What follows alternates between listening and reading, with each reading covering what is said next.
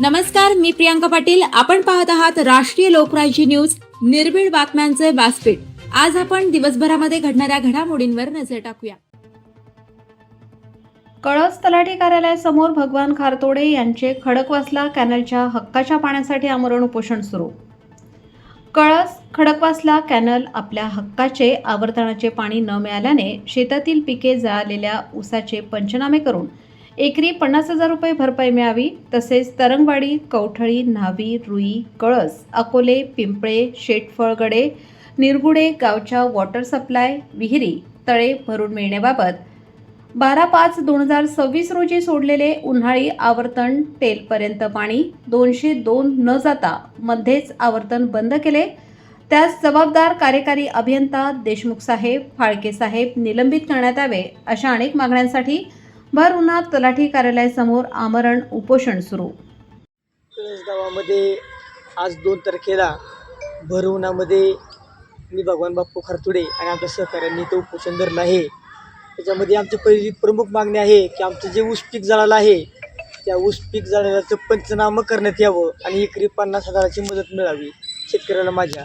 दुसरी मागणी आहे की तरंगवाडी, कवठळी, न्हावी, रुई, कळस, अकोले, पिंपळे, शेटफळगडे, निरगुडे ही जी गावं आहेत, आम्ही वॉटर सप्लायचं पिण्याचं पाणी भरून मागतो या. ही आमची दुसरी मागणी आहे. तिसरी मागणी आमची आहे की बाबा 12 मेचं जे आम्हाला आवर्तन सोडलं होतं ते आवर्तन इंदापूर हे टू टेल न जाता 2-3 गावाला पोचवायचं. टेलला तरंगवाडीला पाणीच गेलं नाही, त्याला जबाबदार देशमुख साहेब आणि फाळके साहेब आहेत.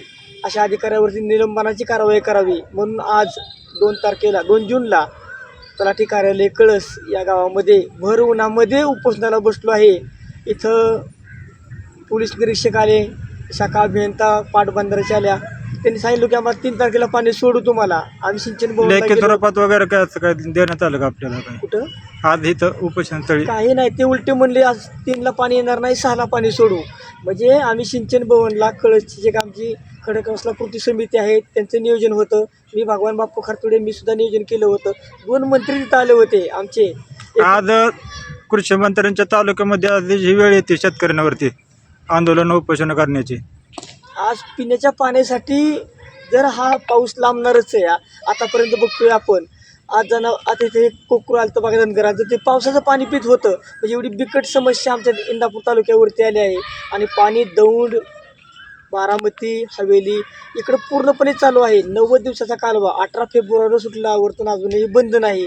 12 वाजल्यापासून आम्ही स्वतः इथं उन्हामध्ये बसलो आहे आणि तरीसुद्धा प्रशासनाला जर जाग येत नसेल तर याच्यापेक्षा मोठं दुर्दैवी आमच्या इंदापूर तालुक्याचं नाही असं म्हणा.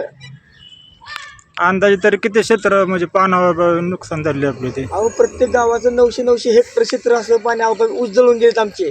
आज कारखान्याला त्याच्या नोंदी इथं. मग आम्ही जगायचं कशावर? सगळ्यात मोठा प्रश्न आमचं तर जळलंय सगळं, 90% जळलंय, राहिलंच नाही कुठं काय. आज कारखान्याच्या नोंदी बघितल्या तर तुम्ही बघा, नोंदी जाऊन बघा की आपल्याला समजतं की किती कारखान्याचं ऊस क्षेत्र आहे आपल्या इथं. जर आपल्या मागण्या जर नाहीत काय झाल्या तर पुढे आपली काय देशात नाही. आमरण उपोषण धरलं आम्ही इथं आणि उन्हामध्ये जोपर्यंत मागण्या पूर्ण होत नाही इथंच झोपून राहणार आहे. उन्हामध्ये जीव गेला ना तर इथंच झोपणार आहे आम्ही.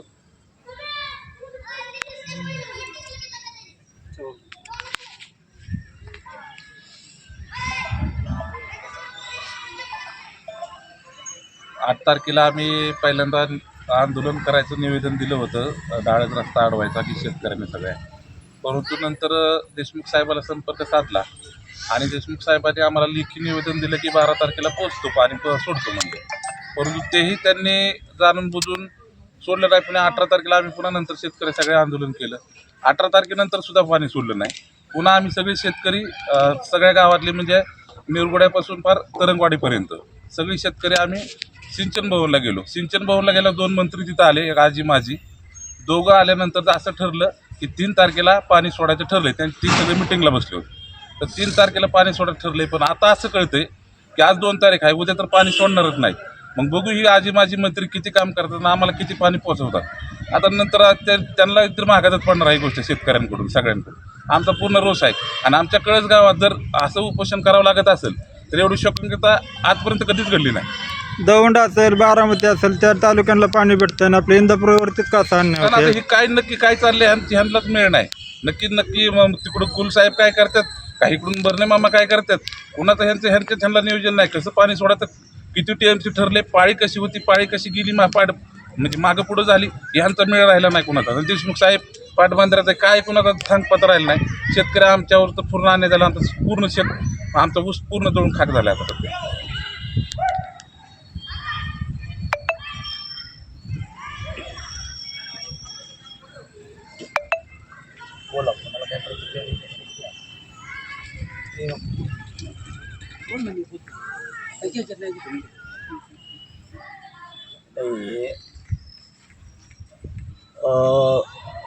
आज या ठिकाणी कळस तलाठी कार्यालयासमोर खडकवासला कॅनलच्या पाण्याच्या संदर्भामध्ये एक संघर्ष योद्धा भगवान बापू खारतोडे यांनी आमरण उपोषण चालू केलेलं आहे. आणि त्याच्या आमरण उपोषणाला आमच्या सर्व शेतकऱ्यांचा हा पाठिंबा तर आहेच. आणि आत्ताच त्यांनी बाईट दिली भगवान बापूंनी की बाबा आम्हाला तालुक्याला पाणी जोपर्यंत मिळत नाही तोपर्यंत मी या ठिकाणाहून हलणार नाही. माझं आमरण उपोषण आहे. माझा जीव गेला तरी चालेल, पण मी माघार घेणार नाही आहे. मला आपल्या माध्यमातून या प्रशासनाला आणि पाटबंधारे विभागाला हे सांगायचं आहे, अहो आपण काय चालवलं ह्या इंदापूरच्या तालुक्याच्या पाण्याच्या बाबतीमध्ये. माझ्या माहितीप्रमाणे खडकवासला कॅनल हा धरणातून पाणी 18 फेब्रुवारीपासून चालू आहे. 18 फेब्रुवारी, मार्च, एप्रिल, मे आणि आता जून, म्हणजे 5 महिनं कॅनल चालू आहे. धरणातलं पाणी येतं आहे, पाणी आहे. इंदापूर तालुक्याला पाणी नाही म्हणून मिळत नाही असा हा प्रश्न होऊ शकत नाही. पाणी आहे, पण या पाटबंधारे विभागाच्या गलथान कारभारामुळं, नियोजन शून्य ढिसाळ नियोजनामुळं या इंदापूर तालुक्याचं वात्यारं झालं, वजवाटूळ झालं. सगळ्या शेतकऱ्यांचा ऊस जळून गेला. आणि म्हणून हे पाटबंधारं खातं, हे देशमुख किंवा फाळके कुठं पाप फेडाल रे आपण. या आमच्या शेतकऱ्यांचा आत्मतळतळ कुठं घेणार तुम्ही? आमच्या इंदापूर तालुक्यातल्या ह्या खडकवासल्या कॅनलच्या अवलंबून असणारे शेतकरी, त्यांच्या गुराढोरांना पाणी नाही, शेतीला पाणी नाही. आता आमचा हा उपोषणकर्ता भगवान खारतोडे काय मागतोय, आम्हाला पियाला तरी पाणी द्या. आणि ज्या वेळेला सिंचन भवन येथे हजारोच्या संख्येने शेतकरी उपस्थित झाला, तिथे आदरणीय भरणे मामा होते, कृषी मंत्री महाराष्ट्र राज्याचे. तिथे माजी मंत्री आदरणीय हर्षवर्धनजी पाटील साहेब होते. आणि त्यांच्यासमोर फाळके साहेबांनी, देशमुख साहेबांनी शब्द दिला की आम्ही 2 तारीख, 3 तारीख ते 4 तारीख या 3 दिवसामध्ये पाणी सोडतो शेतकऱ्यांसाठी, पिण्यासाठी, शेतीसाठी, गुराढोरांसाठी. अरे 2 तारीख उजाडली, उद्या 3 तारीख आहे, तरी तुमचा पाण्याचा थेंब अजून इंदापूरकडे अजून वळला नाही आहे. पाणी चाललंय सगळं दौंडला. आम्हाला काय हे कळत नाही का? तुमच्या माध्यमातून एवढीच मागणी आहे, जर या आमच्या संघर्ष योद्ध्याला भगवान खारतोड्याला जर काही झालं, याला जबाबदार पाटबंधारे खातं आणि ते देशमुख आणि फाळके हे दोघं तुम्ही जबाबदार राहील, एवढंच मला सांगायचं आहे.